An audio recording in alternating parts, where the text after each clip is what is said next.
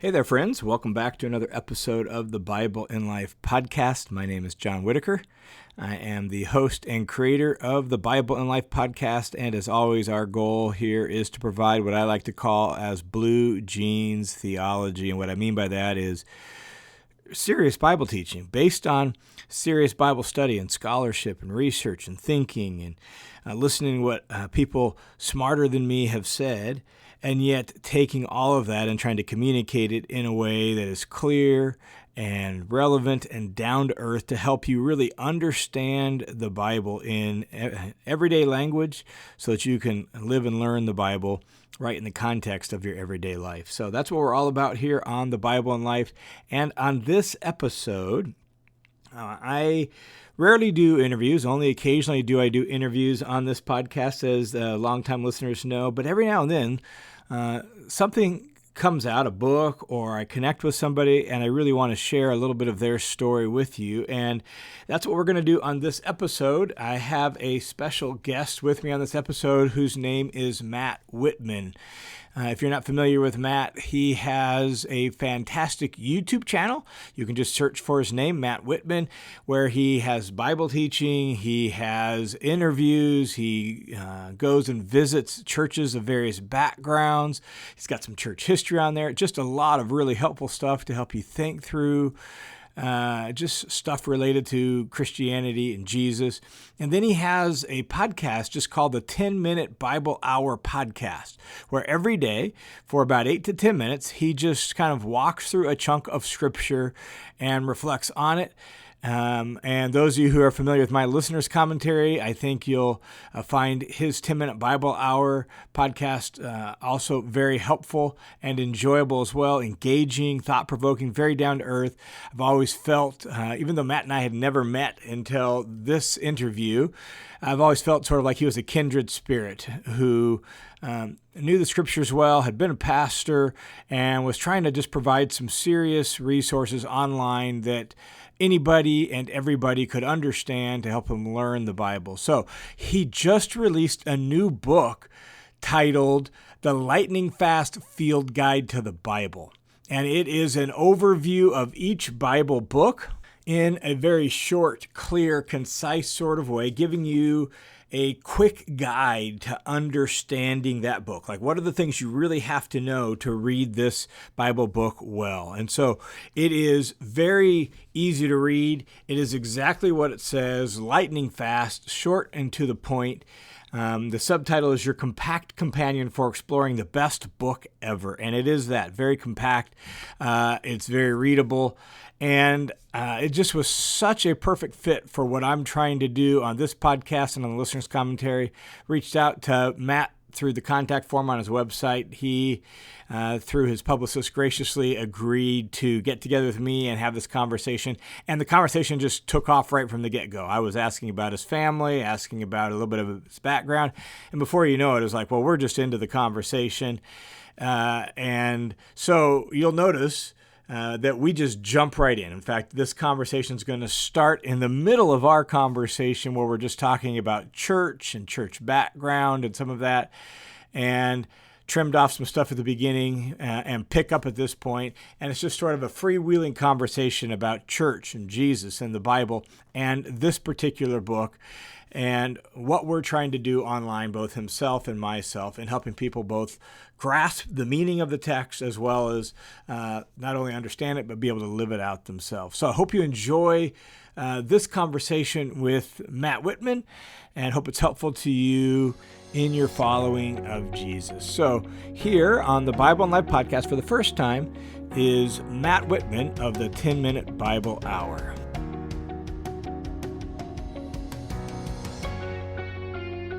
I mean, what I would love is just to have a historic Protestant Orthodox church, basically with the EFCA statement of faith, that follows the church calendar, and that instead of having, whatever, one of the 13 members of the pastoral staff made up on Saturday night or Sunday morning, just have stuff that people put a whole lifetime into thinking about and writing and refining. And let's just say that. Let's just sing that. Let's just pray that. Like, one of my biggest gripes with church right now is just freaking prepare. It's your job. It's your literally your full-time job.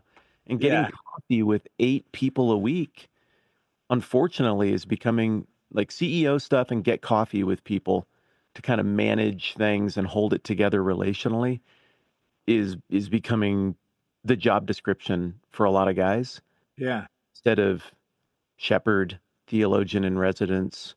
Yeah. And, and you're just getting, I mean, I go to churches for a living. It's not what it was 5 years ago. It's not what it was 10 years ago. Our movement is in trouble. It's getting sloppy. Yeah. And here's how I'm seeing the sloppiness. People aren't even totally clear on the deity of Christ anymore. I'm Right. running into more and more Arians in evangelical, non-denominational circles. What are Yeah. you doing? How do Right. you miss on that? The central tenet of the religion? Yeah. What? It's named for Jesus. Like, come on. And so super elementary things that Yeah. we used to have on lockdown, and it made me really comfortable with being like, well, priesthood of all believers, cool. Well, we're doing that. It's going Yeah. well. But if you're going to go priesthood of all believers, like, you got to try.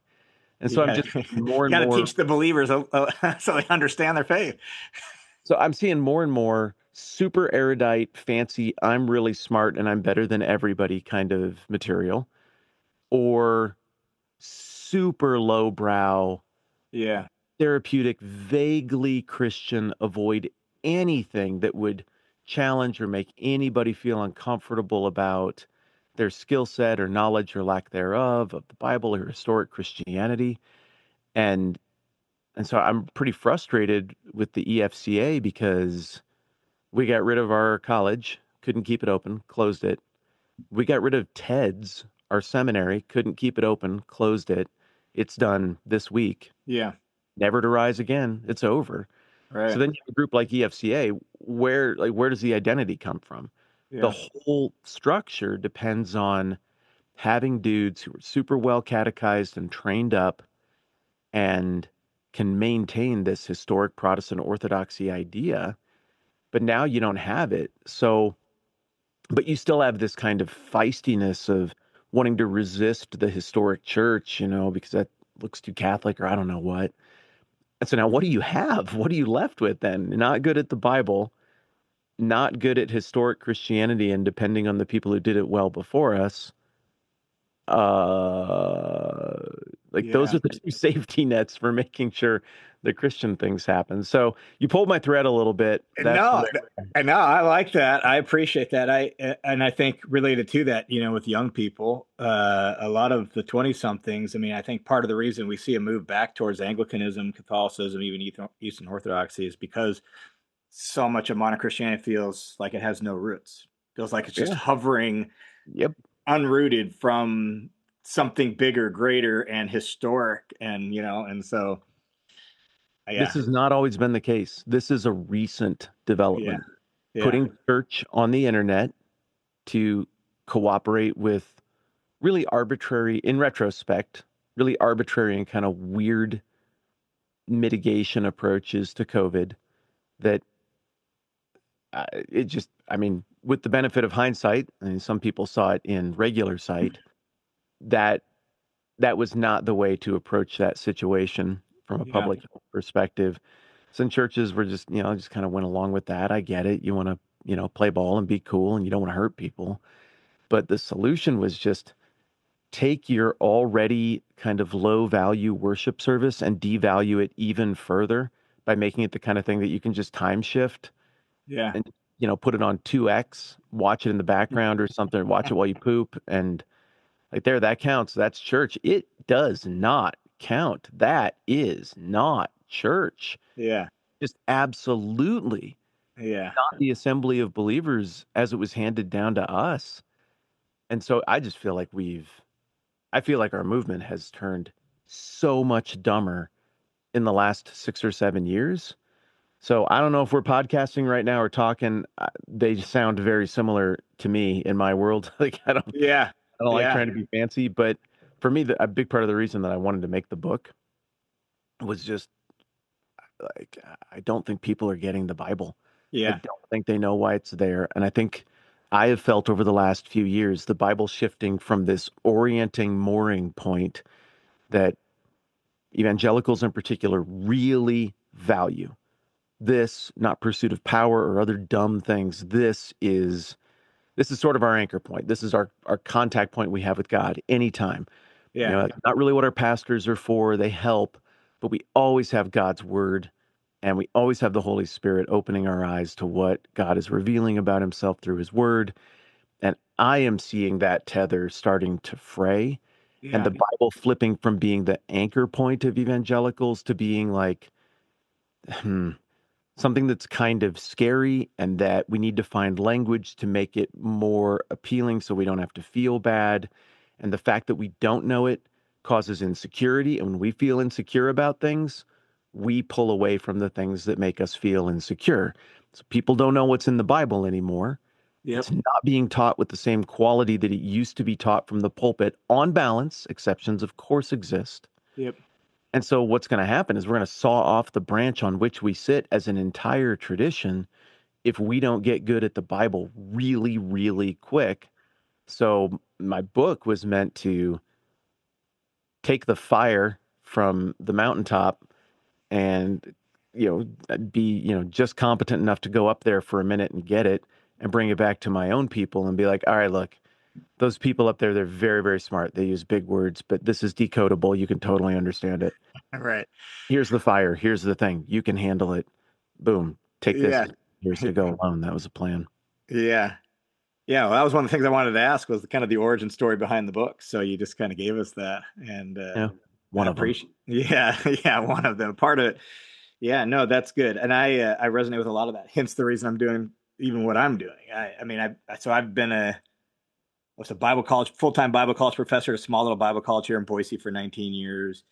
Helped start a church while I was here in a bedroom community of Boise. Preached at another larger church where we were reaching a lot of new believers who had no Bible background, and we had the guy who started the church had no plan for what to do with these new believers who didn't know the Bible at all, Mm. and so it brought me on to kind of help with that, and things went haywire, and I ended up transitioning out of that, and I'm like, but I still feel a need for it. Like people, go into all the world, make disciples. Well, so much of the world's online, so could I put some stuff there that would help? Could be a partner to the church, and so my listeners' commentary. That's the aim in it. It's same sort of thing. It's like people just are. There's a hunger for the Bible. Churches aren't teaching it. How can we meet that need? So Yeah. And yeah. And technology is not pointing us toward depth or reflection. So I'm not trying to bend the knee to that and say, all right, well, if everybody likes things, dumber and faster, let's see if I can make my thing dumber and faster. yeah, I think instead, what this era is pushing us toward is, from a positive perspective, you have to respect your audience. hmm Yeah, sure, they waste a lot of time. We all waste a lot of time on dumb things on our phones, dumb things on screens. I mean, if you put a pie chart in front of individuals, like you could make a whole TV show out of this, like your electronic life pie chart, and you bring people on, you're like, how much do you think you do on the internet? And they're like, probably about half an hour a day. And they're like, you're wrong. You're actually intaking 11 and a half hours of screens a day. What? No. And we are way more defined by these things than people like to imagine. So if you want to talk with people, you have to respect them. You have to respect their time, and you are competing for that time of reflection and thought. And so if you come at them with something that's 1,000 pages long and has a huge barrier to entry, like, yeah, stuff might be great and it might be really, really smart, but read the room. Like, yeah, at yeah, some point, you kind of have to earn it with people, and you earn it by respecting their time. And, even if attention spans are flagging, you earn it by respecting their intelligence and their character. yeah, yeah.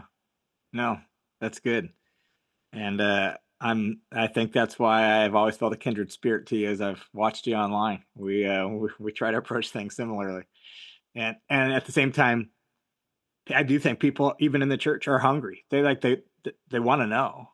And I think sometimes we've so dumbed it down and watered it down, even in the church, that we don't respect their intelligence. And just Yeah. had the church I attend just forwarded me. I'm even not officially on staff, but they forwarded me a email that came in from a gal who was like, I, I I've been coming to church for about a year and a half. I'm seeing all sorts of stuff online about the history of the Bible. What I just want to know how we got this thing from way back when it was written to today. How did we get that? They sent the email to me because it's like, I know you're not really on staff, but I think you're the one person that could actually help this person answer that question. I'm like, well, I can't reply by email, so can you get her phone number? So I called her. She just wanted all the things, all canonicity, transmission of the Good. text, Great. everything. And it's like, okay, I'm gonna. And it was clear she was a reader. So I happened to be preaching that Sunday, filling in for the guy who normally preaches. And I said, which service will you be at on Sunday? She said, I'll be at first service. And I said, great, I'll be there too. I'll bring you 3 books and you can look at them and see if you want any of them. And then we can talk more. So, I mean, we're talking big books, Peter Wagner, Paul Wagner's From Text to Transmission. Uh, yeah, that guy right there. Loan that one to her.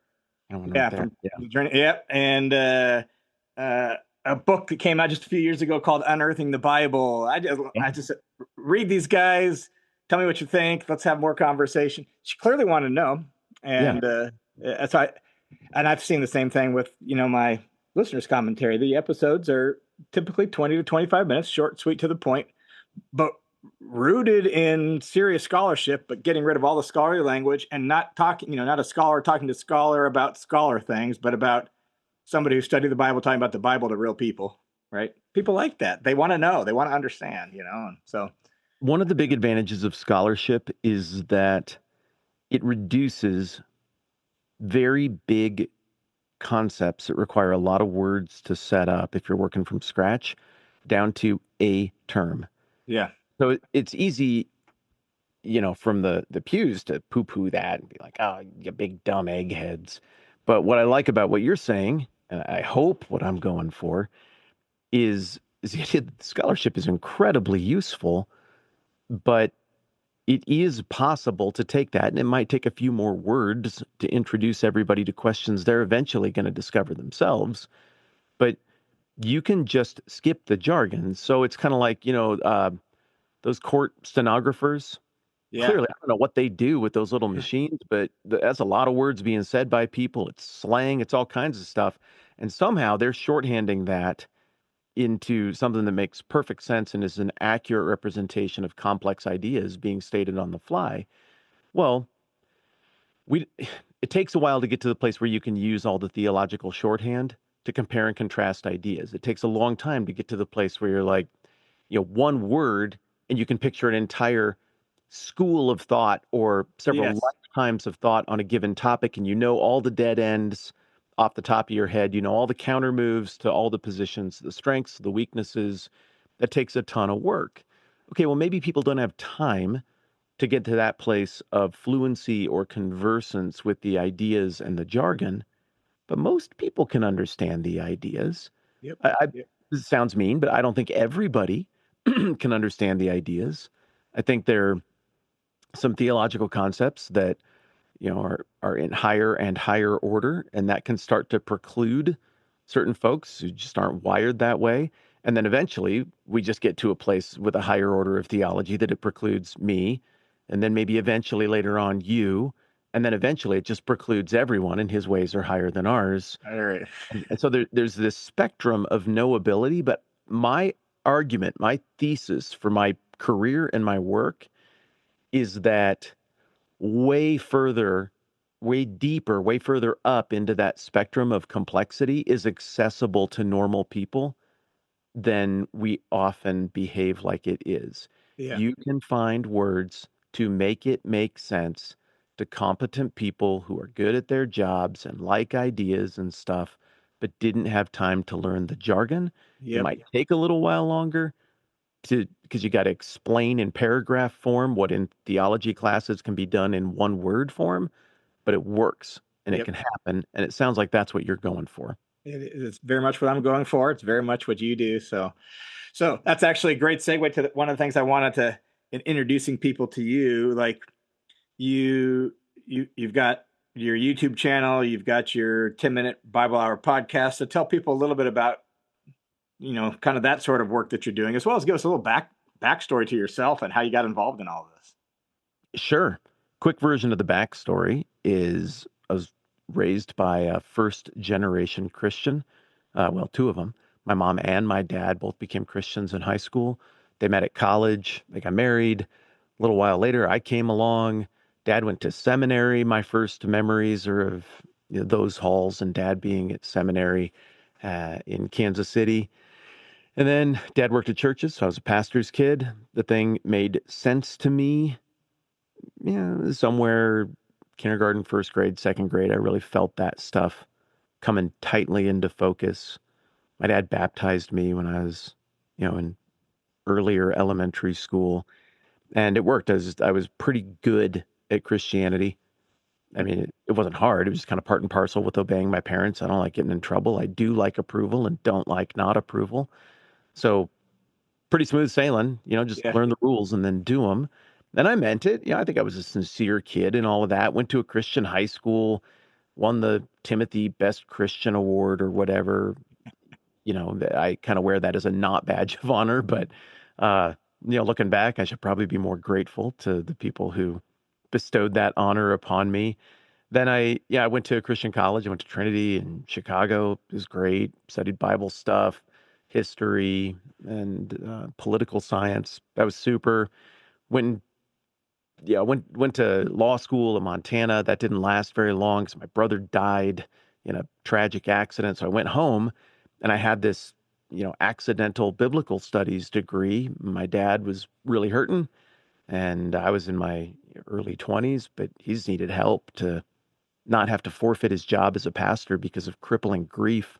The grief of a brother is different than the grief of a father. So I went and just clumsily covered bases for dad and tried to support and help him. And he got back on his feet after a couple years of grieving process. And I moved on and intended to go back into academic things or law and politics things. And instead, I got roped into another church, an evangelical free church, and I liked it. It was cool. Went back to seminary. I liked that. It was cool. It was hard, but it was cool. Did some more work, post grad work, in history of thought and theology and things like that. That was great. Accidentally went and pastored a church in Wyoming. That went great. And it was there at Wyoming after kind of going through a lot of serious ups and downs of faith, dealing with something ranging between a period of non-belief or doubt, whatever you want to call it. But is after that period of like, what does adult faith look like? What am I even doing here? That I went through, that kind of coming out the other side. The Faith 2.0 build was pretty exhilarating.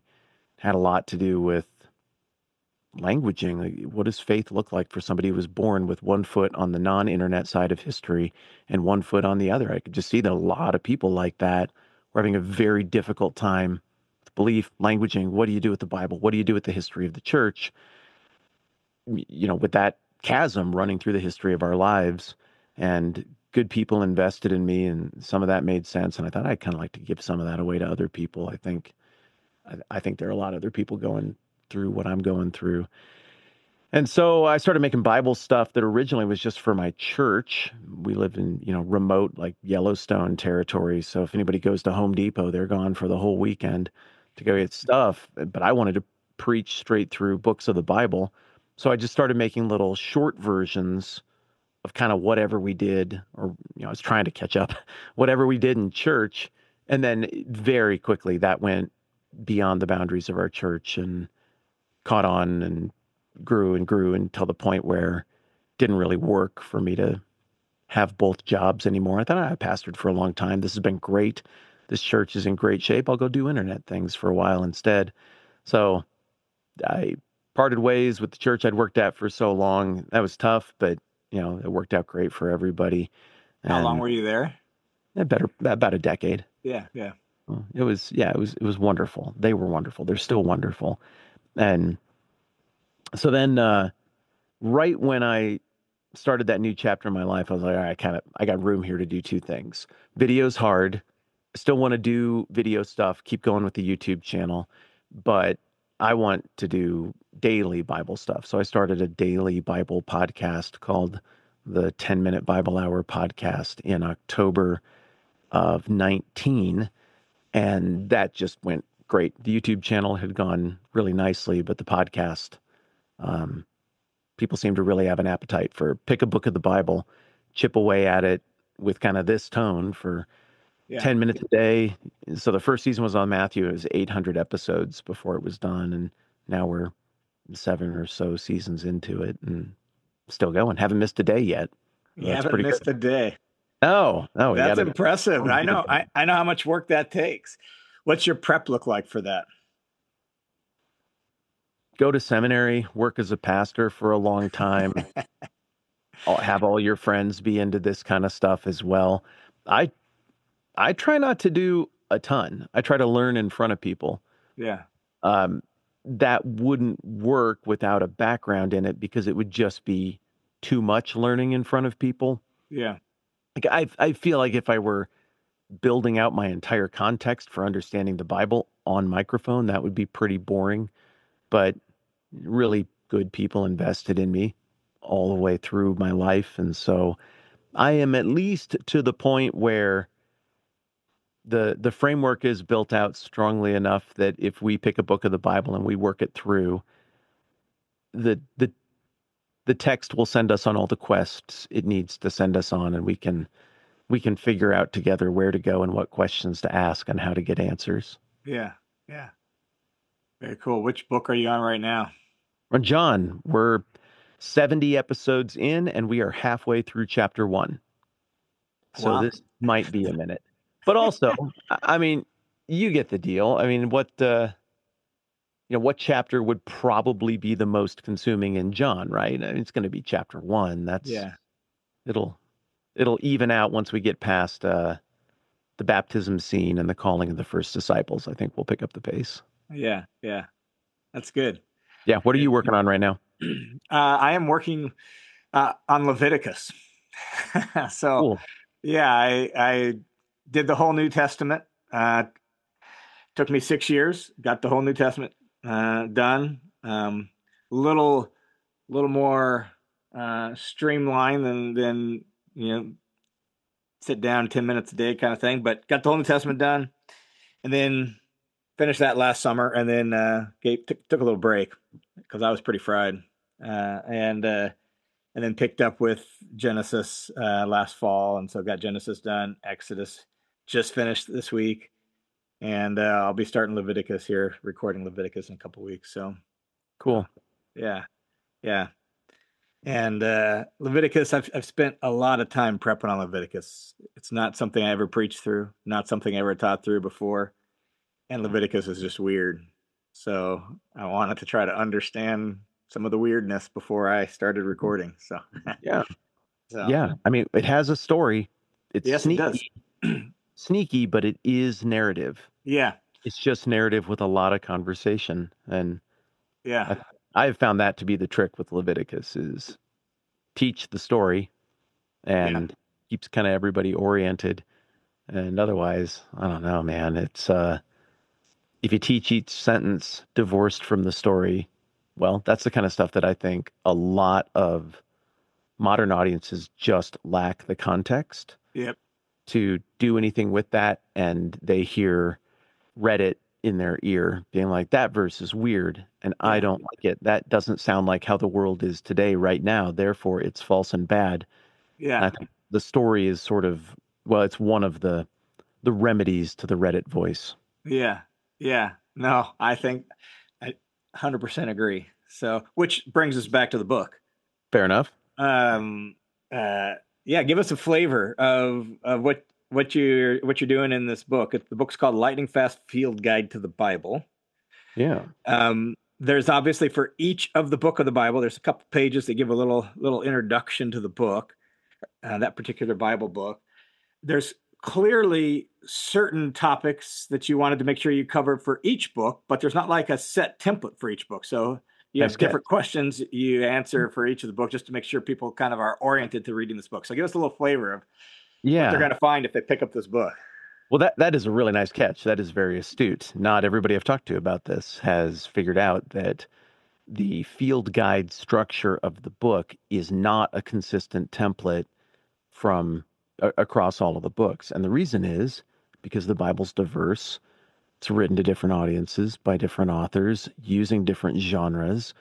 And well, not every genre begs the same question. If you and I were doing, um, if you and I did a limited run podcast together, John, on our favorite bits of our favorite cultural texts since the year 2000, right? And let's say these are the ones we were going to cover. Skyrim, which is a Norse role play video game that's had a 15-year run. It's My just kids loved it when they were growing beloved. up. Yeah, yeah, a magnificent video game. Skyrim, uh, Party Rockers by LMFAO. That's a pop song from around what 2010. Um, The Dark Knight Rises, Christopher Nolan film, and 30 Rock. Or let's go with The Office. Well, uh, I mean, what are we supposed to do with that? And let's make the fifth one Tesla. Like that's a cultural text. Tesla, uh, like literally the car. Well, you can't ask the same questions of each of those five things, even though they all teach, even though they're all indicative of a moment, even though they all had, an author behind them who was going for something. You just got to ask different questions to interpret those different genres of communication, of art, of writing, whatever it is. And I think when you bind everything up in the same book and put leather on either side of it, the medium is the message, right? It communicates all of these are the same when they're really not the same. They're doing very different things. You brought up Leviticus. It's doing a very different lift. It's playing a very different role in the corpus of Scripture than Philemon. They just ain't the same thing. I Yeah, mean, if we go with the commands of Leviticus versus the polite suggestion of Philemon, I mean, they're just so totally different in right. terms of what they are, even though they're in the same thing. Therefore, they beg different questions. And this is what you caught is a medium is the message.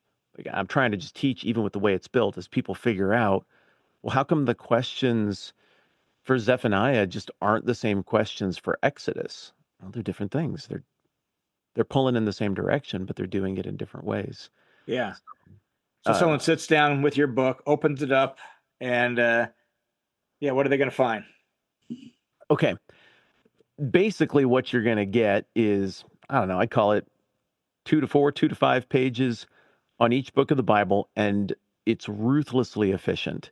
This isn't a satire or a send up of the idea of a field guide, but it is definitely, I am definitely being playful here with the hard and fast rules. I mean, if you have a field guide for like ducks, aquatic fowl of North America, you're going to ask the exact same questions of every single one of those.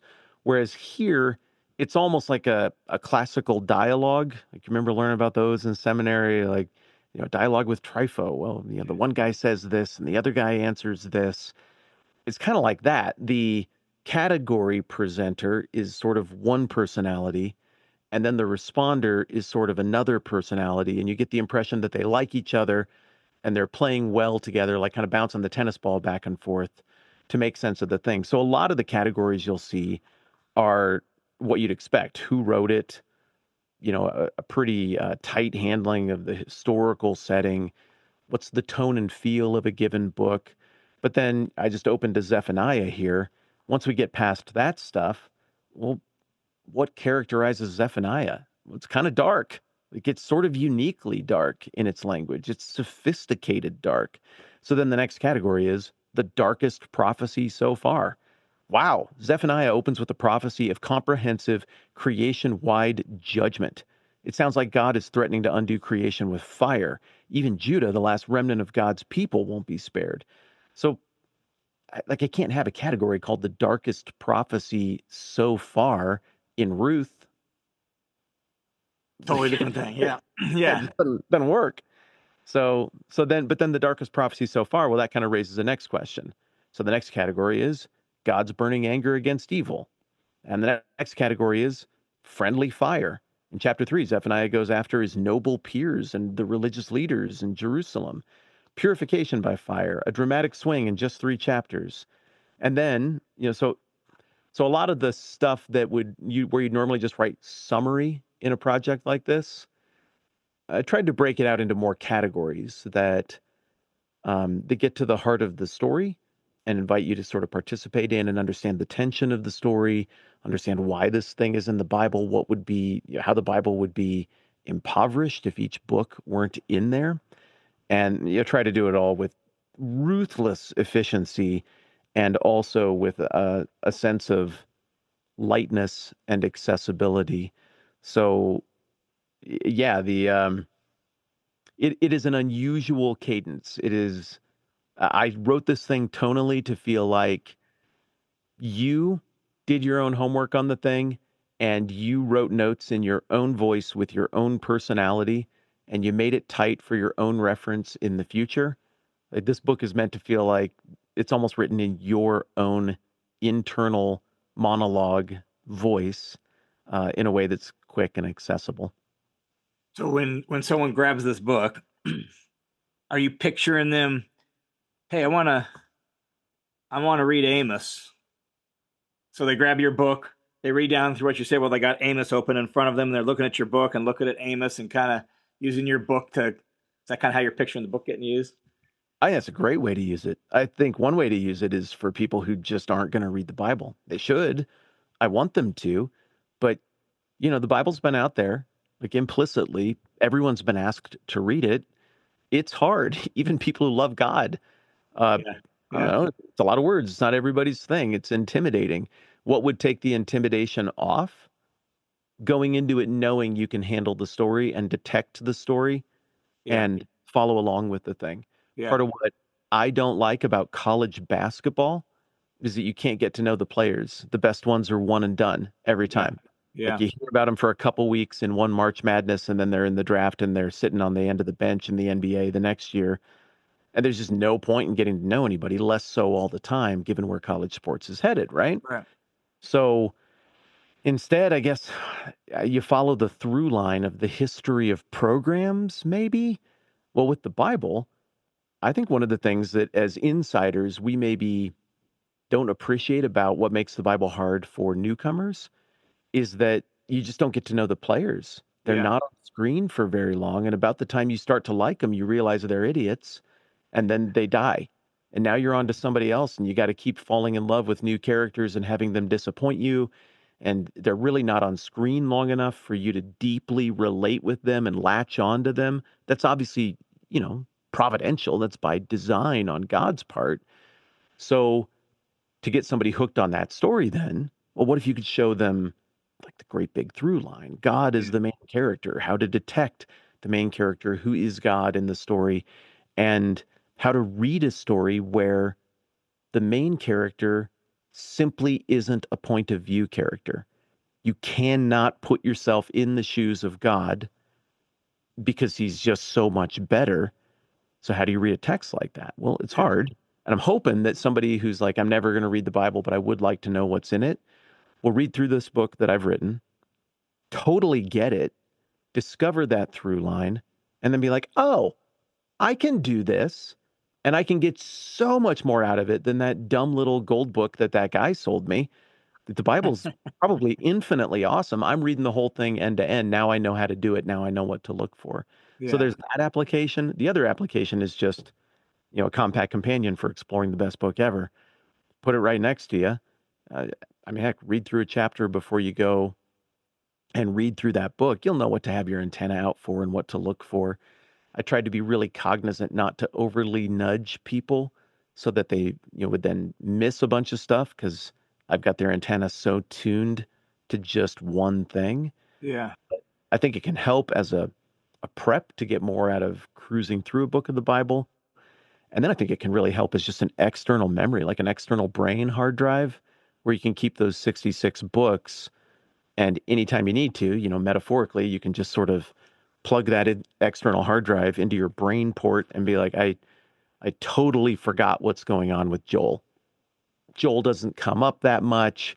And now here I am in Acts, and it looks like Peter he's talking about Joel, but I What's don't going on? remember Yeah, what's going yeah, on with that. I'm gonna go.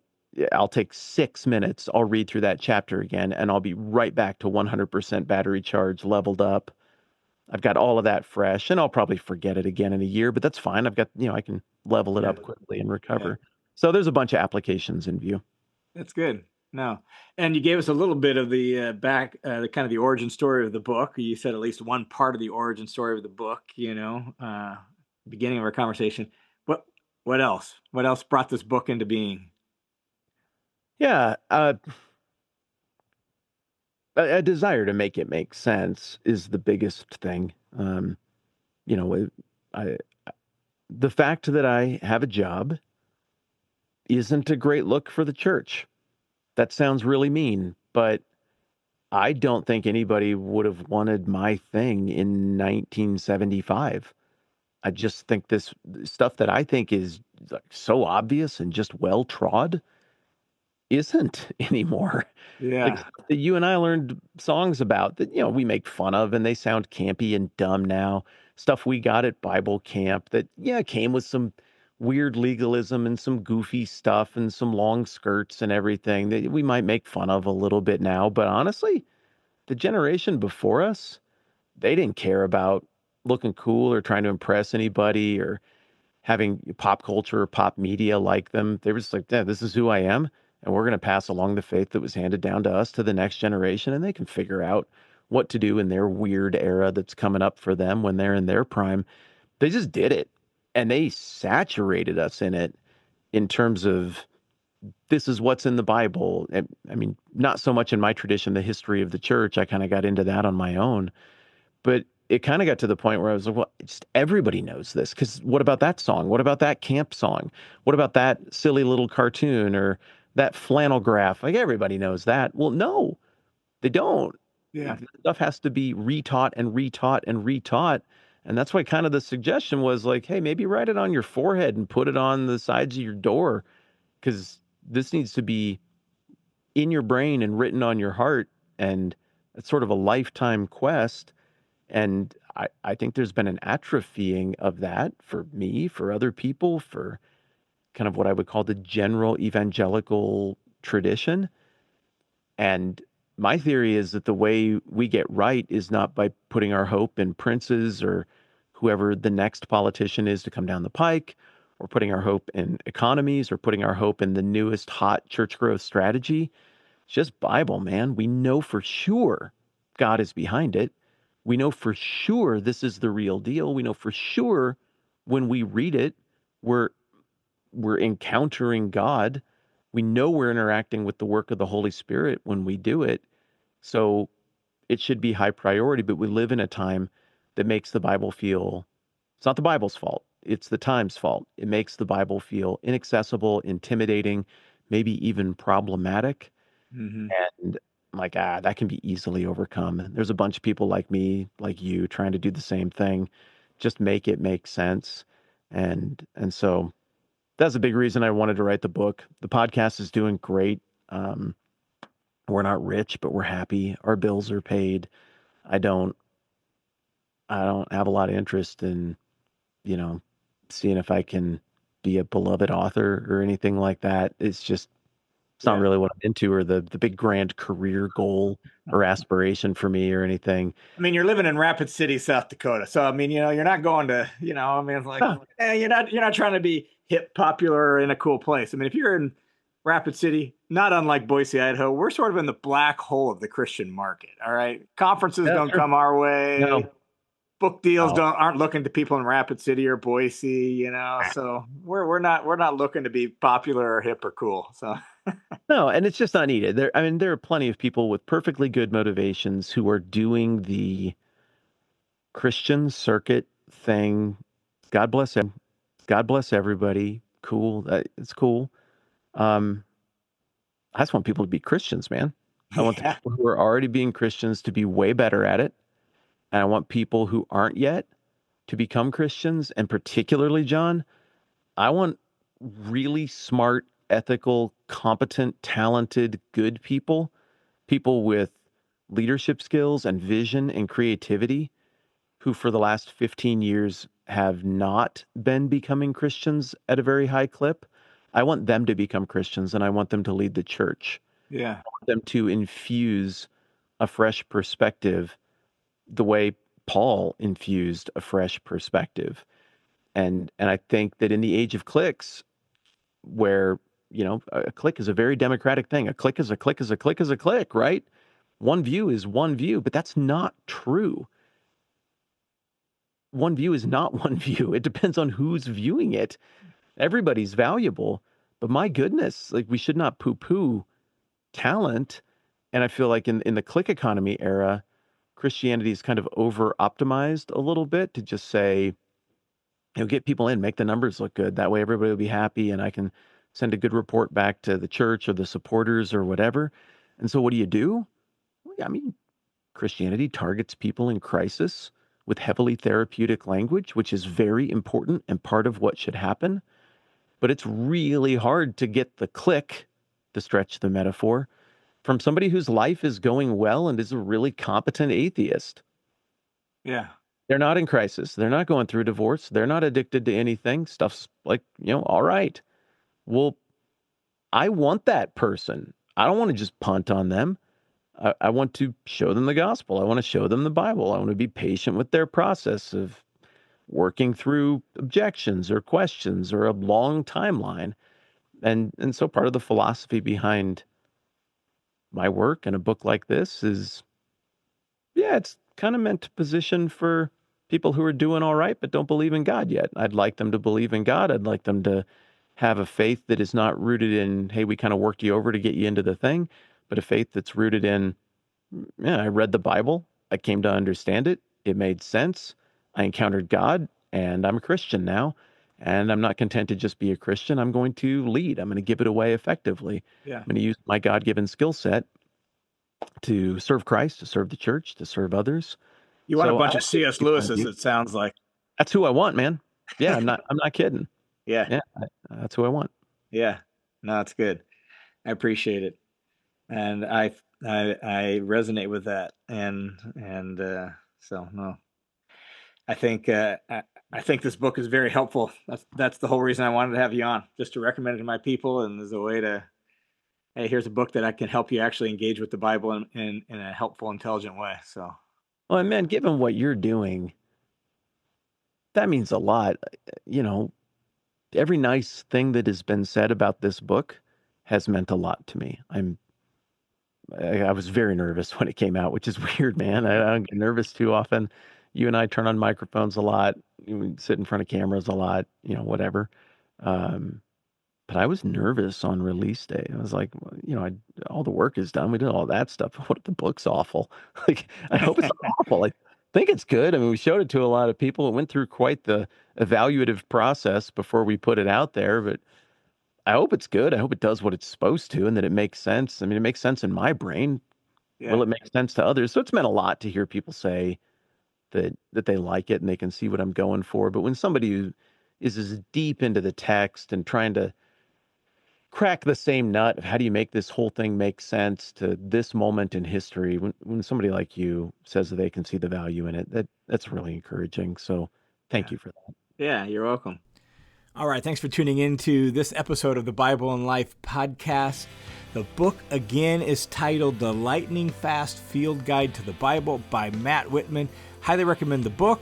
I'll put a link to it in the notes down below. You can also check out Matt on YouTube as well as on the 10-Minute Bible Hour podcast. So thanks again for tuning into this episode.